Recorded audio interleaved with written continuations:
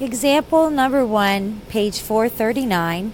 We're supposed to use the law of sines to solve the triangle, which means we're supposed to find the measure of all the side lengths and the angle measures from what's given in the picture.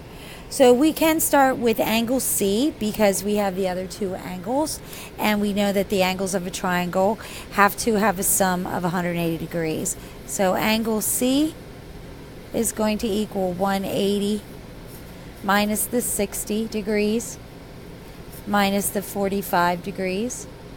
So angle C is 75 degrees.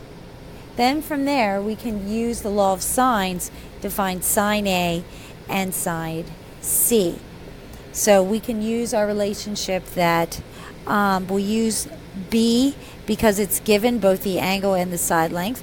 So sine of B over little b, side B, is equal to, let's start with angle C since we just found it, sine of C over little c, side C. Filling all our information, we're going to do sine of 45 over 3.7 is going to equal sine of 75 over little c. Cross multiplying and simplifying for c gives us 3.7 times sine of 75 degrees divided by sine of 45 degrees. Putting that in the calculator, we get that C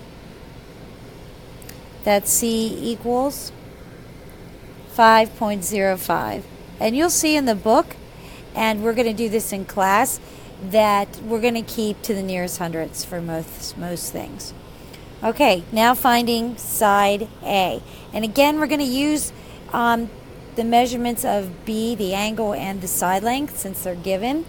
And the answer for side C is rounded. So will give us a bigger error message or error amount if we used side C and angle C. So I'm going to start over and I'm going to write sine of B over side B is equal to the ratio of sine of angle A over little a. So filling in my information, so sine of 45 degrees over 3.7 is going to equal sine of 60 degrees over side A. And again, cross multiplying and simplifying gives us that A can be found by taking 3.7 times sine of 60 degrees divided by the sine of 45 degrees. So side A, when we put that in our calculator, is going to be 4.35. So then we have all our information and we can fill it in here.